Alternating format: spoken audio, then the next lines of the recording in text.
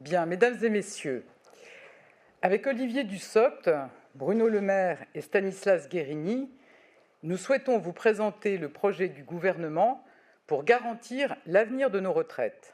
J'ai bien conscience que faire évoluer notre système de retraite suscite des interrogations et des craintes chez les Français.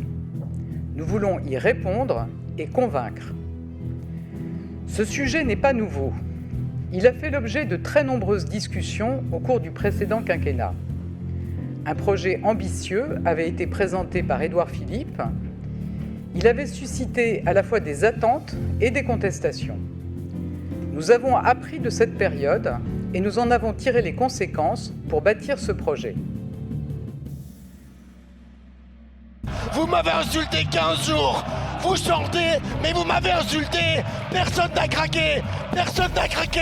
Mais merde, moi j'ai quelqu'un qui a été tué de coups de fusil.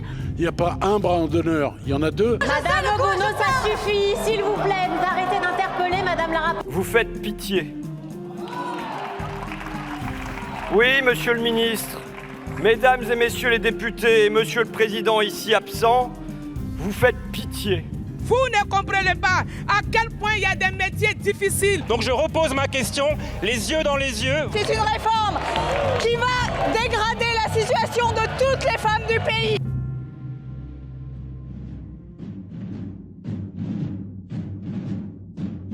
Mettre la France à l'arrêt, ce serait laisser filer une crise qu'on peut encore éviter. Je n'ai pas à rendre de compte ni sur les canaux, ni sur la manière dont je fais les prévisions. Mettre la France à l'arrêt, ce serait négliger la santé de nos enfants. Une fois que je vous ai dit ça, la bordélisation, comme vous l'avez évoqué, je pense qu'on la constate depuis ce matin malheureusement en commission. Mettre la France à l'arrêt, ce serait rater le train du futur.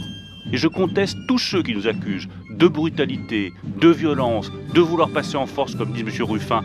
Mettre le pays à l'arrêt, c'est prendre le risque d'une catastrophe écologique, agricole, sanitaire, voire humaine, dans quelques mois. Il y a une chose à laquelle je crois, c'est qu'il vaut mieux toujours payer le prix du courage et de la liberté que payer le prix de la compromission. Ils se trompent peut-être aussi de famille politique. Nous, on n'est pas la gauche.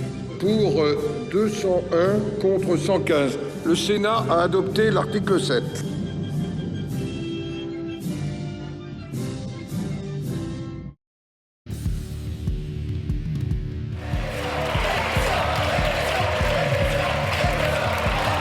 Cet après-midi, je n'ai pas envie de revenir sur les échappées personnelles qui peuvent faire oublier à certains les positions qu'ils défendaient quelques mois plus tôt avec leur famille politique.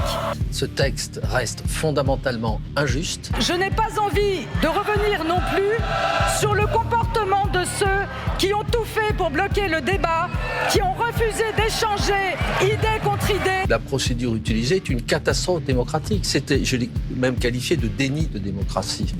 Sur le fondement de l'article 49, alinéa 3 de la Constitution, j'engage la responsabilité de mon gouvernement. Parce que ça veut dire que des minorités ultra-minoritaires peuvent imposer leur volonté. Et donc ceci favorise l'extrémisme.